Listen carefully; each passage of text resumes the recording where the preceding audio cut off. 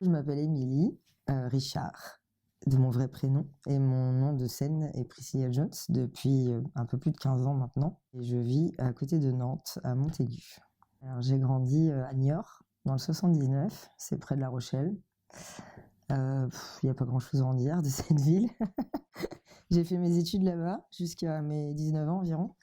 J'ai fait des études dans la mode. Et puis après, ne sachant pas trop quoi faire à l'époque, j'ai commencé à travailler dans la mécanique voiture. Donc voilà, j'ai fait 4 ans dans un feu vert sur Niort à l'époque. Je vivais en colocation avec un pote.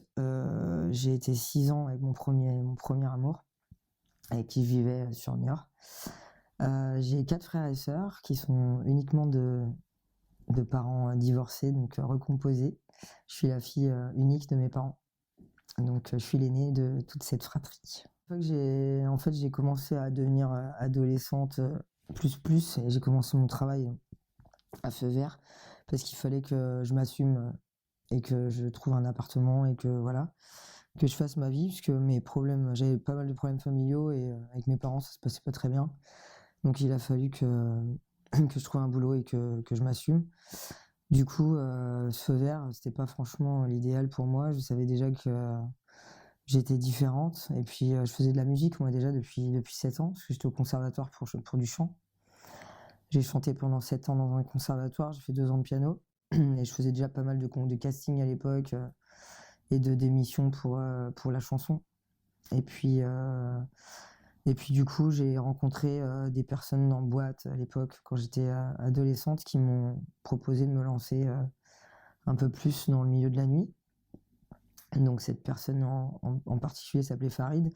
C'était un DJ dans une boîte sur Rochefort, à côté de Niort. Et il m'a proposé des photos un peu lingerie, tout ça au départ. Et puis finalement, il m'a proposé de faire des particuliers en striptease. Donc mon premier show pour un anniversaire chez des gens. Donc j'ai été accompagné d'un portier, c'était très, très carré à l'époque. Et j'étais sur un site internet un peu comme ça en freelance. Donc j'ai fait mon premier privé comme ça.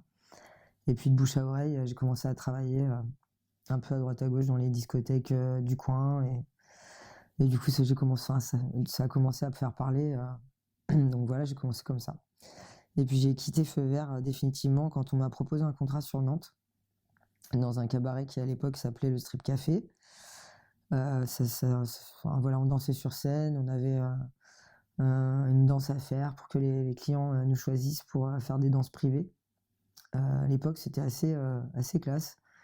On dansait, on avait sur nos musiques, nos costumes, on dansait sur scène. Et puis, une fois qu'on était sorti de scène, les clients pouvaient choisir la danseuse qu'ils préféraient. Et ça, c'était assez sympa parce que du coup, ça nous évitait de se vendre à la table, justement, et de racoler un peu les clients, ce que j'ai jamais aimé faire. Et du coup, j'ai commencé dans ce cabaret-là, vraiment, vraiment ce métier. Ils m'ont proposé cet emploi et on m'a dit, écoute, tu choisis, c'est toi, soit tu viens travailler chez nous et tu quittes ta vie et ton métier à Niort, soit du coup, tu viens juste faire un essai comme ça et puis tu reprends ta vie là-bas, quoi.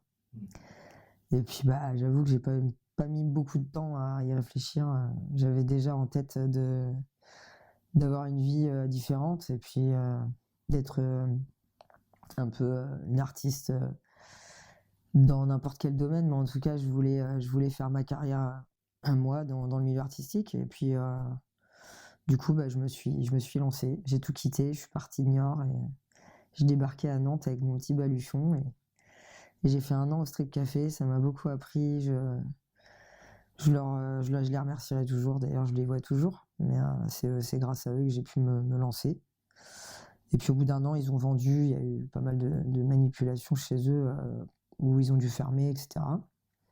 Et puis du coup, moi, ça m'a permis de prendre mon envol. Et là, j'ai commencé à faire de la télé, à faire mon truc à moi, toute seule en solo, et puis à voyager, à faire plein de choses, quoi. Mon père, ça a été très dur pour lui au départ. Quand en fait, il est venu me voir à Feu Vert, à Niort, parce qu'il venait me voir de temps en temps.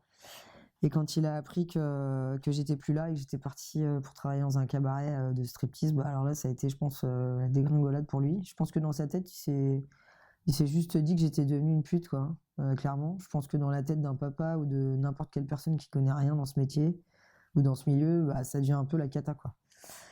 Et je pense qu'encore une fois, il savait que j'étais différente et que je serais jamais la petite fille sage qu'il aurait aimé. Donc je pense qu'il s'est fait une montagne dans sa tête et il m'a laissé un message sur mon répondeur et je l'ai pas vu pendant 10 ans.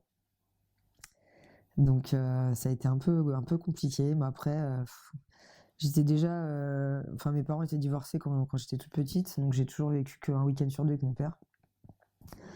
On a eu des histoires assez compliquées avec mon ex-belle-mère, avec mes frères et sœurs, avec toute ma famille qui était recomposée, divorcée X fois chacun. Donc ça a toujours été un peu compliqué dans ma famille, mais du coup, j'ai fait ma vie sans forcément que mon père me manque, malheureusement. Ou heureusement, j'en sais rien. Je pense que ça m'a servi un peu justement de thérapie de faire ça, de me sentir femme, de me sentir mieux, de m'assumer, enfin, je sais pas, de me donner plus confiance en moi. Après, j'étais très jeune et j'avais déjà une personnalité assez affirmée, je savais déjà ce que je voulais, j'étais déjà peut-être un peu trop femme déjà. Après, mon passif avec ma famille et mon enfance a fait que je pense que je me suis aussi affirmée plus tôt et que j'ai pris en maturité plus tôt. Mais j'avais toujours cette espèce de désir de séduire et de plaire et qu'il fallait vraiment que je tempère en fait. Et je pense que ça m'a vachement aidé de faire ça. Très jeune, j'étais déjà trop avenante quoi, avec les hommes en tout cas, et puis que j'avais toujours ce besoin de séduire qui était pas forcément sain, et je pense que ça m'a appris à me canaliser en fait de faire ça. J'ai toujours été un peu populaire, j'ai toujours été le centre de mes potes. En plus, moi j'ai toujours eu beaucoup plus de potes que de copines. Je pense que ça va avec. Parce que j'ai jamais été très à l'aise avec les femmes. C'est pour ça que j'ai toujours évolué aussi dans des milieux d'hommes à côté, Feu Vert ou ailleurs.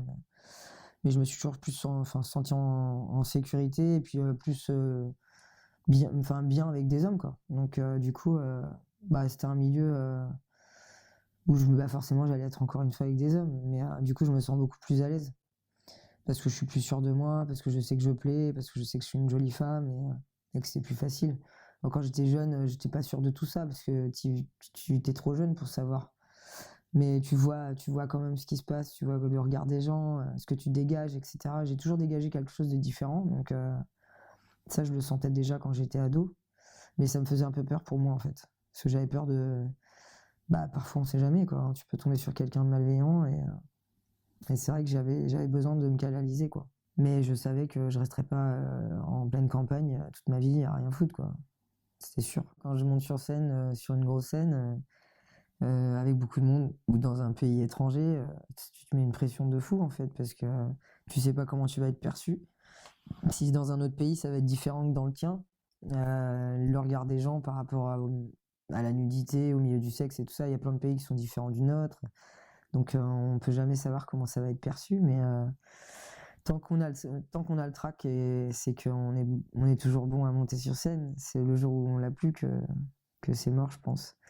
Mais ouais, les premières fois au strip café, c'était vraiment j'allais à l'aventure quoi. Je savais pas du tout où je mettais les pieds, hein. J'étais toute seule, j'étais jeune. Le milieu du sexe, ça reste un milieu particulier, dangereux, avec beaucoup de faux culs et de paillettes et de faux semblants en fait. Mais en fait, il faut vraiment faire la différence entre tous ces milieux et tous ces métiers. Mais dans tous les cas, il faut les respecter tous. Et moi, en tout cas, j'avais vraiment envie que le striptease dans ma vie et dans ma profession soit perçu comme quelque chose de beau et d'artistique.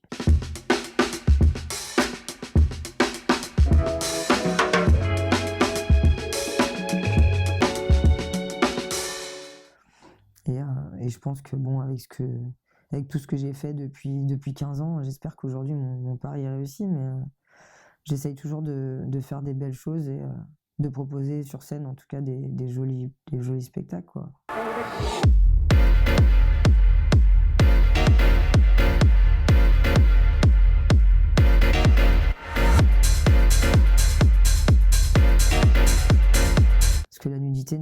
forcément sale ou dégradant, quoi. J'ai fait moi-même quelques expériences dans voilà, l'alcool, la drogue, etc. Mais après, ce qu'il faut pas oublier, c'est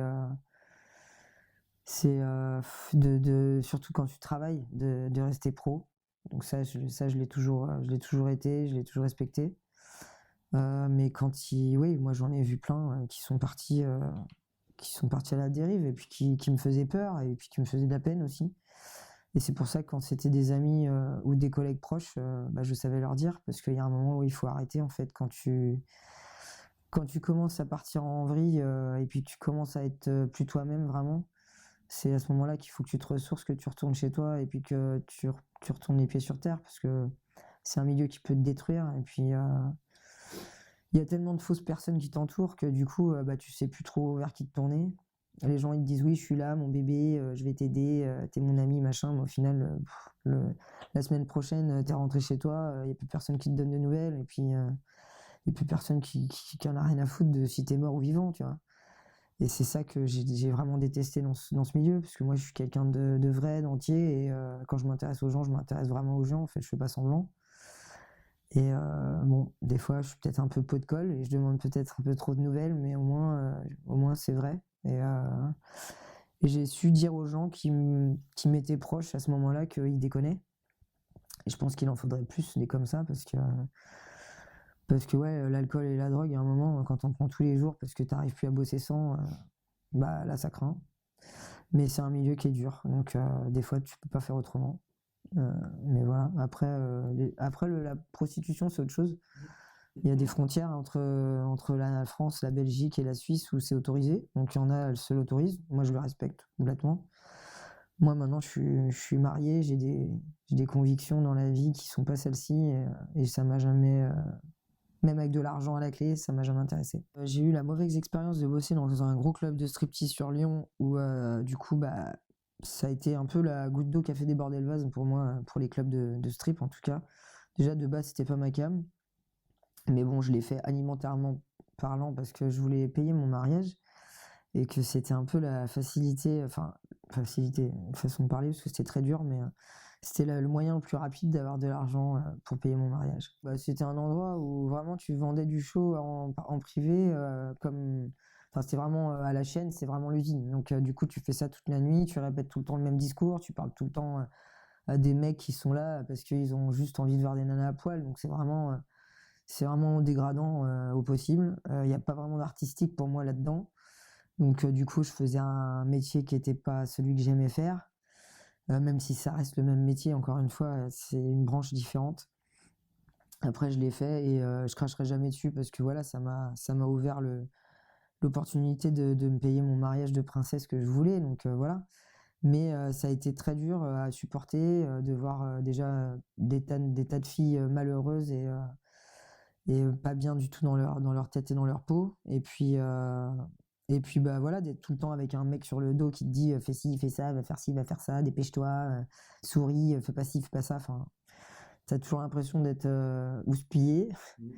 Et puis derrière, ouais, en cabine, t'as des mecs qui sont juste odieux, quoi. Les mecs, ils sont mariés les trois quarts du temps, ils sont là entre potes, donc ils sont ultra vulgaires, ils te respectent pas, ils se penchent pour regarder, ou ils essayent toujours de te mettre une main. Ouais, j'ai des copines j'ai une copine qui s'est fait arracher son piercing au téton, qui pissait le sang. J'ai des copines qui ont mis des tartes dans la gueule, qui ont pété des lunettes. Du coup, c'est elle qui devait payer les lunettes du client, alors que c'était lui qui avait été super con. Mais enfin, plein de choses comme ça, en fait. C'est toujours le client est roi, et encore une fois, c'était le cas. Alors que le mec, il était juste bon à foutre dehors avec un coup de pied au cul. Mais du moment que le mec paye, ben en fait, faut le prendre sur soi, quoi. Le problème, c'est que moi, avec mon caractère de con, c'était juste pas possible.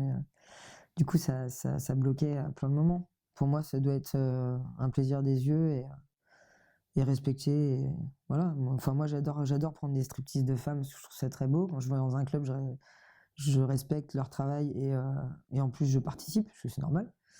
Donc, je prends toujours un petit show pour mes potes, pour moi. Et je suis toujours super admiratif de voir un corps de femme. Je trouve ça super beau. Maintenant, ouais, c'est pas fait pour ni mettre une claque sur le cul, ni faire une réflexion à la con. voilà, la nana, elle est là pour bosser, elle est pas là pour se faire emmerder, quoi. Donc, mais bon, il y a plein de gens qui connaissent pas, donc ils s'imaginent toujours plein de choses. Avec les mecs, c'est pareil. D'ailleurs, les nanas sont très souvent insupportables. Parce qu'à partir du moment où tu es à poil et que c'est pour une fête, les gens, ils ont je sais pas, un élan de débordement là, qu'ils n'arrivent pas à contrôler, ils hurlent, et ils manquent de respect. Et ça, je comprendrai jamais. En fait, on reste des humains, en fait, tout comme eux. Et en fait, bah, pour les gens, on s'amuse, mais non, on travaille, en fait. Ouais, ça peut très très bien gagner. Après, moi, j'étais très nulle. Donc, vu que j'arrivais pas très bien à me vendre, j'arrivais à faire des semaines à 800, 1000 euros. Mais j'ai des copines qui gagnaient 1000 euros en un soir, quoi. Donc, ouais, elles arrivaient à très très bien vivre. Mais bon, à quel prix, quoi. Moi, déjà, je faisais 1 à 2 semaines par mois dans les clubs. Déjà, j'en pouvais plus, j'étais rincé. Mais il y en a, elles y passent toute leur vie. Une nana qui marche très bien, elle peut ne pas s'arrêter de 22h à 5h, hein. Il y a des clients qui prennent un show de 10 minutes, et puis derrière, il y en a un, il va prendre un show d'1 heure. Pendant 1 heure, tu danses pas forcément, hein. Donc tu picoles, tu t'assois à côté de lui, tu lui racontes ta vie, il te raconte la sienne. Enfin, du coup, il faut meubler en fait, parce que pendant 1 heure, tu vas pas te trimousser à poil. Au bout d'un moment, tu as fait le tour, hein, très vite. Donc, en fait, tu t'es pas là que pour danser, tu es là aussi pour faire du social, quoi. Donc, il faut faire semblant d'être heureuse d'être avec eux et de faire la fête avec eux, alors qu'en fait, t'en as rien à foutre. Et ça, moi, j'ai beaucoup de mal à le faire parce que je suis quelqu'un de trop entier. Et je peux faire la comédie quand je suis dans un tournage de film, mais je peux pas faire la comédie quand je suis en vrai, quand je suis moi-même, quoi. C'est un vrai métier, c'est un métier où il faut être ponctuel, où il faut être carré, où il faut avoir la tête sur les épaules, où il faut avoir de beaux costumes, où il faut avoir de belles bandes son, il faut travailler tout ça, et c'est pas anodin. Enfin, tu vends ton image, mais tu vends aussi un peu ton âme, et il faut vraiment être sûr de soi, parce que ça reste un milieu très difficile. C'est c'est beaucoup de fausses personnes et de gens qui t'entourent, qui sont là pour profiter de ce que tu es, de ce que tu peux leur apporter. Moi, on m'a beaucoup, beaucoup exploité quand j'étais plus jeune. Ça arrive encore, hein, mais je fais plus attention. Mais ouais, c'est difficile, donc il faut vraiment être sûr de soi. Et puis ouais, il faut le faire bien, surtout. Et puis aller jusqu'au bout de ses rêves, c'est important. Ouais, je suis mariée. Je l'ai rencontré dans un autre milieu qui me passionne depuis longtemps, qui est le body. Du coup, j'ai allié cet art avec le mien, puisque je suis une grande passionnée. Quand je fais quelque chose, je le fais jamais à moitié. Et j'ai rencontré une personne qui s'appelait Christophe Marie, qui m'a donné l'envie d'essayer ce sport. Et comme c'était un sport que je faisais déjà pour m'entretenir dans mon métier, parce que ça aussi c'est important d'avoir un physique qui suit, parce qu'une stripteaseuse, ça doit ressembler à une stripteaseuse, même si c'est cliché.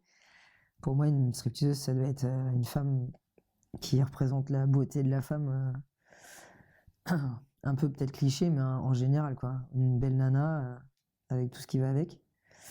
Et le sport, moi, ça m'a toujours passionné. Et quand j'ai rencontré ce mec, je me suis dit, truc de fou, quoi. Enfin, le mec, il pousse son corps dans des retranchements pas possibles. Et j'avais envie de savoir si j'étais capable de faire ça. Et du coup, bah, je me suis lancé. Et puis, j'ai fait 10 ans de bodybuilding à côté de ma passion, de mon métier.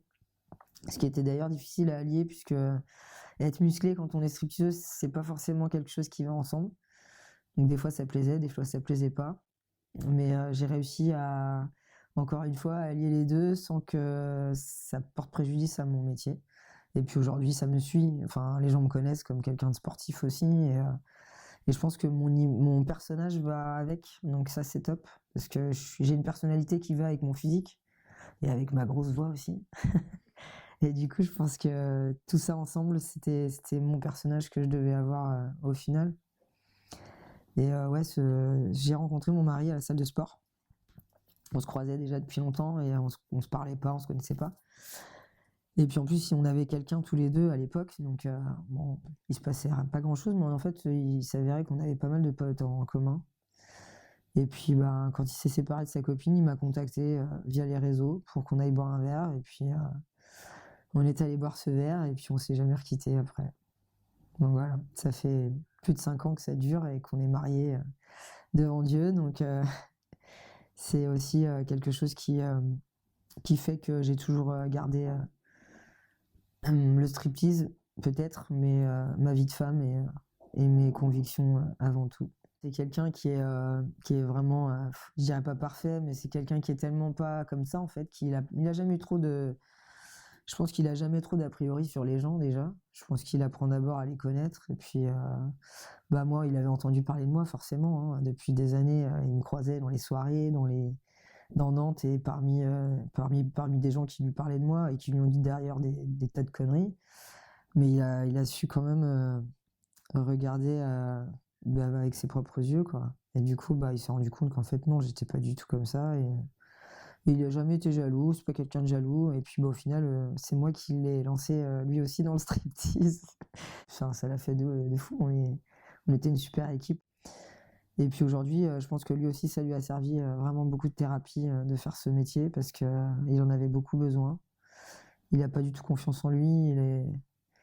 Il a, il a une vision complètement faussée de son physique et de ce qu'il dégage. Et du coup, il avait vraiment besoin de ça pour se rendre un peu mieux compte qu'il était beau. Je pense qu'il s'en rend toujours pas compte, mais je pense que ça l'aide quand même et que ça lui a donné confiance en lui. Et puis il m'en remercie aussi hein, pour ça. Mais on adore travailler tous les deux et maintenant voyager tous les deux pour faire ça ensemble. Donc ça, c'est super. Mais ouais, ça nous a aussi beaucoup rapprochés. Ça a été un parcours un peu difficile, moi et le bon Dieu, puisque j'étais quelqu'un d'athée pendant des années. Je croyais en pas grand-chose. Et puis le milieu du spectacle étant aussi quelque chose de parfois très dur, il m'est arrivé des choses pas très cool. Et puis quand je suis tombé au plus bas, bah, je pouvais pas aller plus bas, donc il fallait que je remonte. Et puis à ce moment-là, j'ai commencé à avoir la foi, mais je ne saurais jamais pourquoi, ni comment l'expliquer. C'est venu comme ça, du jour au lendemain. Je pense qu'il fallait que je rencontre Dieu pour aller mieux. Et puis c'est dans cet élan de découverte avec l'Église, avec Dieu, avec les personnes qui m'ont aidé à passer ma communion, ma confirmation quand j'avais 30 ans, ce qui n'est pas anodin. Bah, du coup, j'ai rencontré mon mari dans la foulée. Et je pense que ça a été un tournant dans ma vie énorme. Et ça m'a aussi beaucoup aidé après à bah, avoir encore une fois une image de mon métier et de ma vie complètement différente. Et puis bah, même si c'est deux milieux qui sont complètement à l'opposé l'un de l'autre, bah, finalement Dieu, il aime tout le monde, hein, peu importe. Et puis à la base, de toute façon, on est tous nus. Donc je vois pas en quoi je ferais de mal à quelqu'un en étant nu sur scène. Parce que souvent j'ai des réflexions de ça hein, sur les réseaux. Comment tu peux porter une croix ou comment tu peux être croyante alors que tu fais ce métier, c'est une honte. Mais en quoi je fais mal à qui que ce soit. Enfin, j'ai jamais fait de mal à personne. Et au contraire, voilà, j'espère pouvoir faire du bien à certaines personnes qui me suivent depuis plus de 10 ans. J'ai des gens qui me suivent depuis plus de 10 ans et qui aiment ce que je suis et ce que je fais. Et j'espère leur apporter du bonheur, au contraire. Donc, en tout cas, je respecte tout le monde. Et puis voilà, ma foi m'a aidé aussi beaucoup à avancer et être quelqu'un de meilleur. Je regretterai jamais d'être parti de Niort, je regretterai jamais d'avoir fait tout ce que j'ai fait. Si c'était à refaire, je le referais. Forcément, il y a des choses que je changerais un petit peu, parce que je me suis quand même fait avoir plein de fois. Mais amicalement parlant, en plus, moi j'ai tendance à faire confiance un peu trop vite. Et je pense que certaines choses, je les changerais par rapport à ça, mais sinon, par rapport à mon métier, à toutes les expériences que j'ai pu vivre, que ce soit dans le cinéma, dans la photo, dans le striptease ou dans le body, je changerais rien. Tout était magnifique. J'ai rencontré des gens super. J'ai voyagé dans le monde entier. J'ai toujours gardé la tête sur les épaules et je suis toujours resté moi-même. Et c'était surtout ça qui était important parce que je voulais pas devenir une sale conne avec la grosse tête. Et c'est pour ça aussi que j'ai gardé beaucoup de mes amis parce que je suis toujours moi en fait.